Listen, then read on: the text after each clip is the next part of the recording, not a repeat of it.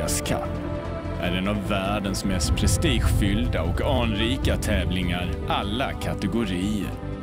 Där de bästa och mest meriterade seglarna ställs mot varandra i extrema flygande katamaraner som kommer upp i hastigheter på över 50 knop. Och nu gör Artemis Racing Sveriges största idrottssatsning någonsin med målet att lägga beslag på historiens äldsta idrottspokal, The Old Mug.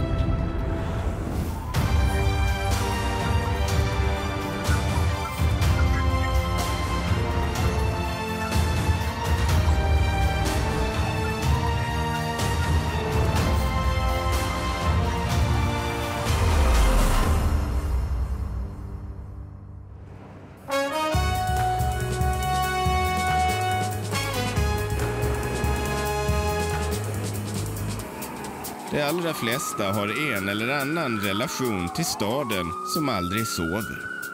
Även om få nog förknippar New York med segling. Men faktum är att New York Yacht Club vann den allra första upplagan av America's Cup och var sedan obesegrad i 132 år.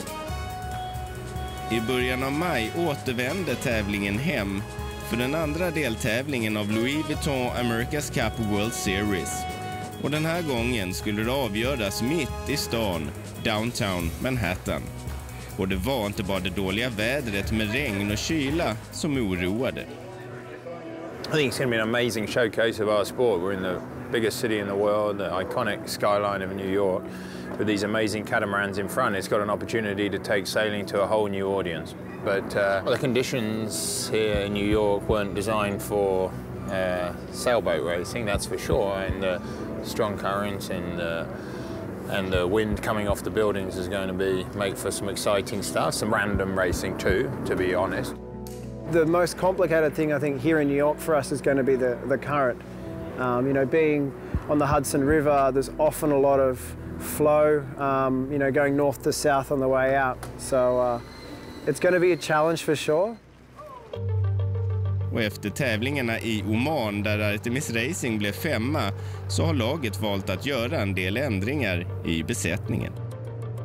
One of the things that we've identified is that our strengths seem to be the foiling conditions, the stronger winds when it's just the wing and the jib. Much more like, say, what the turbo sailing is like and what the America's Cup will be in the 50s. But for the World Series, a lot of the racing is about this boat handling, managing your soft sails well, and we felt that we needed to make a bit of a change, bring a bit more experience onto the boat. So we brought Christian Camp into the squad for this week. He's done a lot of extreme 40 sailing, you know, plenty of keelboat sailing, and his biggest strength is his trimming skill. Jeg har sejlet her en gang før for mange år siden, 10-15 år siden, og det er vældig specielt. Det er jo, som man kan se i baggrunden, altså der er jo kæmpe højhuse alle vejen. Og hvis vindretningen den er østlig eller vestlig, jamen, så har vi altså højhusene i spil. Vi skal sejle hurtigt. Det er så min rolle ombord at sørge for, at vi gør det. Og der bliver rigtig meget pres på taktikeren, også for at træffe de rigtige beslutninger her og nu sammen med rorsmanden. Så det bliver en fantastisk baggrund at sejle op af. Lad os se, hvordan sejladsen bliver. Jeg tror, det bliver lidt cirkussejlads, men lad os nu se.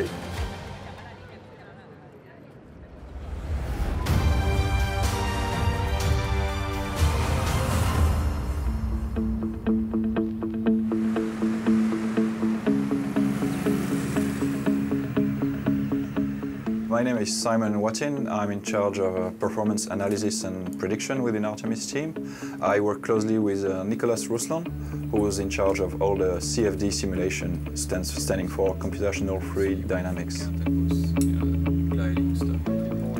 What I do is I try to make the boat sail on my computer, meaning I try to replicate what the AC boat is, how it is sailing, and what balance it achieves, and how fast it goes, how well it turns around corner, but in the virtual world, in order to be able to try different things, different concept of board or wing or setups on the computer before making them happen on the water.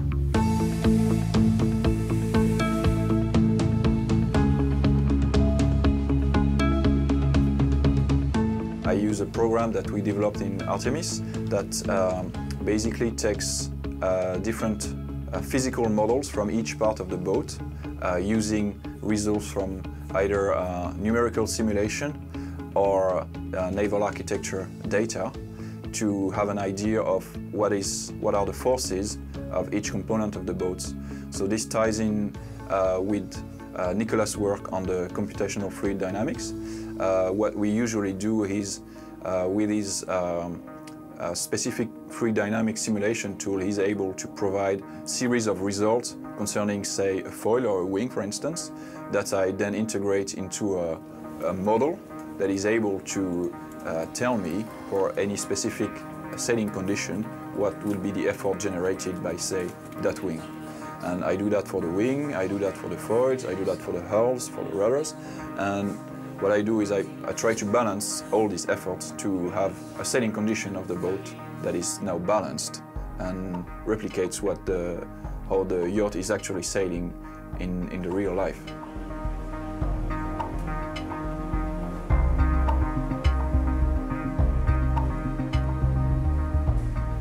This is a continuous improvement. Every time we sail, we try to confront these predicted numbers against the data that we log from the boat on a daily basis.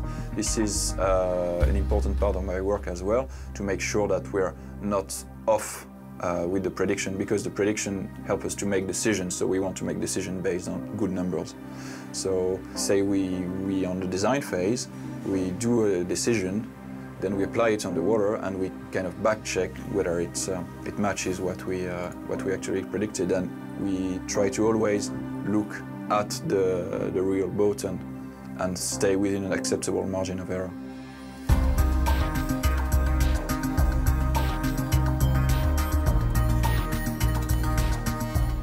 Doing this simulation prior to making pieces allows us to explore much more options in the computer, because it's free, it's virtual, and if we have good confidence in that, then we'll save a lot of time by making 10 virtual candidates in a week, say, rather than building one of them actually that will then be maybe 3 months or 6 weeks, depending on the part. So that allows us to explore many options and compare them to each other and move forward to, when we build something, be sure that it's the right way, or it's the way forward, or the way that we want to go to.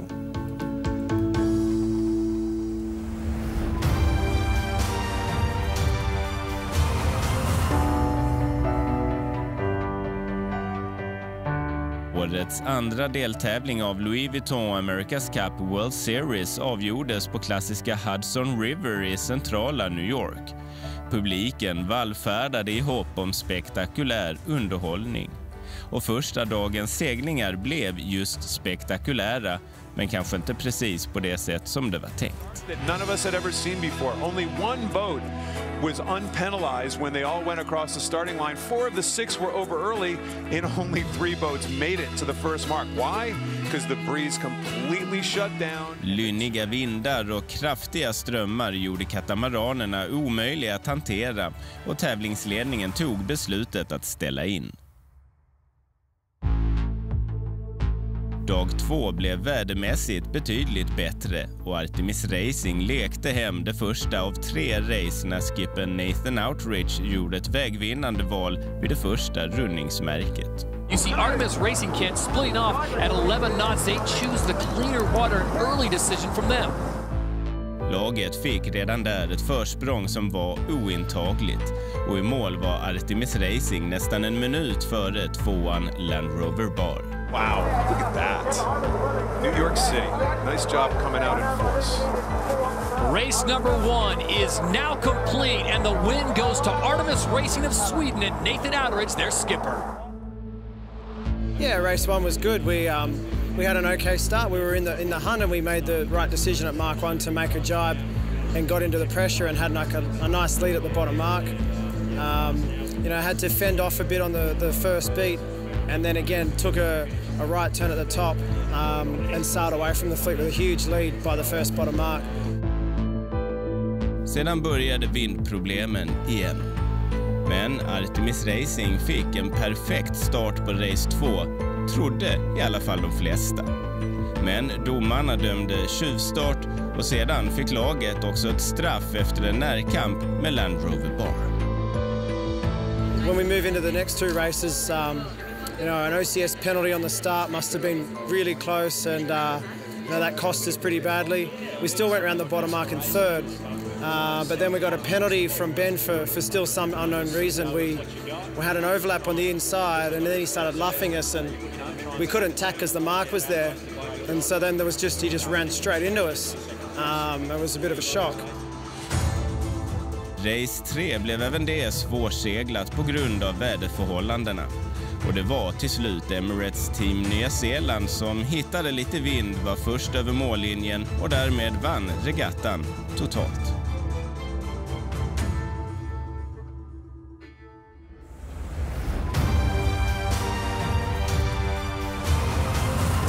I nästa program av Artemis Racing Road to Bermuda tar vi med till Chicago och Lake Michigan för den tredje deltävlingen av Louis Vuitton America's Cup World Series.